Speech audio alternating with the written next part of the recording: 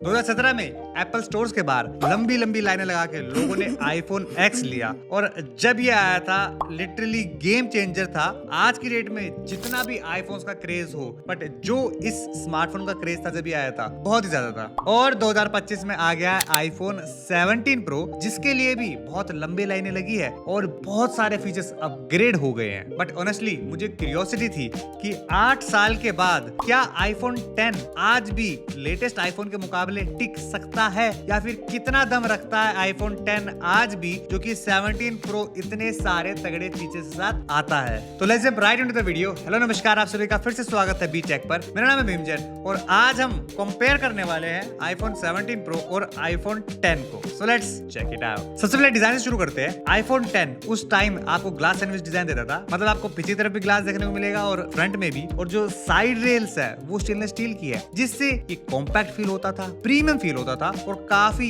Easy to use भी लगता है। और अगर लेटेस्ट 17 प्रो को उठा लेते हो तो आपको उठाते ही एक तो वेट फील होने वाला है। एप्पल ने इसमें इस बार एल्यूमिनियम यूज किया है जो कि इफ यू से ड्यूरेबिलिटी के मामले में स्टेनलेस स्टील से हल्का सा कमजोर है। स्टेनलेस स्टील ज्यादा लास्ट करेगा बट उसके बाद भी because of the huge camera modules आपको आईफोन 10 से ज्यादा हैवी लगता है। मोटा भी है, थिक भी है और बड़ा भी है। तो कॉम्पैक्ट वालों तो भूल जाओ क्योंकि आजकल आईफोन थोड़े से बड़े साइज के आने लगे हैं। और अगर मुझे इन हैंड फील की बात करोगे तो अभी भी मुझे आईफोन 10 का साइज सबसे परफेक्ट लगता है। It is the best balance. 17 pro भी अच्छा है। I am not a big phone person तो 17 प्रो से काम चला लूंगा but it is a mid way because of the weight and size. Compact phone इससे तगड़ा आज तक नहीं हुआ। और परफॉर्मेंस की बात करेंगे तो कुछ बोलने की जरूरत नहीं है। यहाँ पर तो आपको ह्यूज जनरेशनल गैप दिखता है। इसके अंदर आपको मिला था A11 बायोनिक, 17 प्रो में आपको देखने को मिल जाता है A19 प्रो चिप। प्रोसेसर बहुत ही मेजर डिफरेंस है। आप कोई भी टास्क कर रहे हो, कोई भी चीज कर रहे हो अपने स्मार्टफोन में, आपको डिफरेंस फील होगा और बहुत ही ज्यादा डिफरेंस फील होगा। सिर्फ प्रोसेसर ही नहीं, रैम का भी बहुत मेजर डिफरेंस है। आईफोन 10 3GB रैम के साथ आता है और आईफोन 17 प्रो 12GB रैम के साथ आता है, मतलब कि 4 टाइम्स रैम आपको एक्स्ट्रा 17 प्रो में देखने मिलती है जो कि आपको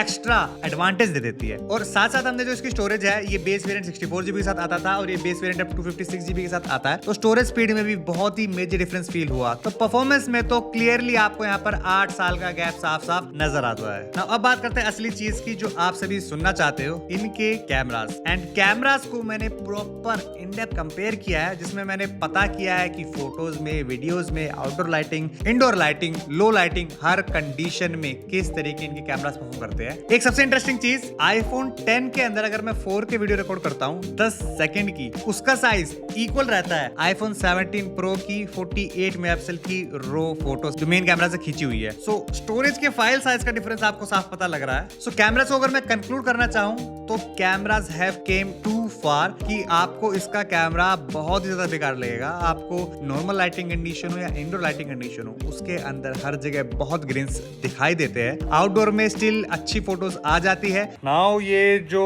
वीडियो है सेल्फी कैमरा से रिकॉर्ड हो रही है, हल्का सा एंगल में डिफरेंस आएगा आई नो, बट थोड़ा सा to make it more real कि आपको सेम एग्जैक्ट पता लगे तो इसलिए हम ट्राइंग कि एक ही स्टैंड पर इसे लगाया जाए। वॉकिंग है पूरा, कोई स्टेबलाइजर ऐसे यूज नहीं किया हुआ है और थोड़ा सा पर घूम जाते हैं, सन को अपने बैक साइड पर ले लेते हैं तो इससे आपको पता लगेगा हमारा थोड़ा सेटअप हल्का है। तो और कुछ लोग जो लोग चाहते हैं विंटेज टाइप की फोटोज क्लिक करना, उस टाइप का लुक एंड फील अपने स्मार्टफोन से चाहते हैं, वो इस फोन के कैमरा की तरफ जा सकते हैं। लाइक विदाउट एनी फिल्टर आपको थोड़ा सा वार्म लुकिंग फोटोज आएगी, थोड़ा सा ग्रेनी फोटोज आएगी, उस टाइप का लुक एंड फील इसमें आ जाता है। But those who are craving for clarity and sharpness and brightness, हर चीज के लिए 17 प्रो इज द बेस्ट। एक क्रेजी बात बताऊं जो भी मैंने भी नोटिस की है, आईफोन 17 प्रो की फ्लैश का साइज या फिर लीडार सेंसर का size is equal to the camera sensor size of iPhone 10। Like आप इन्हें साइड बाय साइड लगा के देखोगे ना तो आपको साफ साफ पता चल जाएगा कैमरा में तो बहुत ही मेजर डिफरेंस है गाइस। साथ साथ फ्लैश की अगर आप नजर डालोगे तो इसके अंदर आपको क्वाड एलईडी फ्लैश देखने को मिलती है। जी हाँ, एक छोटी सी सर्कल के अंदर आपको 4 एलईडी लाइट्स देखने को मिल रही है और जो नई वाली फ्लैश आपको देखने को मिलती है इसके अंदर डुअल है, but these are bigger lights, तो आपको ज्यादा रोशनी देखने को मिलती है, ज्यादा स्प्रेड मिलता है, ज्यादा अच्छा थ्रो मिलता है। तो फ्लैश में भी वो एक डिफरेंस है, वो जस्ट मैंने मेंशन कर दिया। Now let's talk about front displays.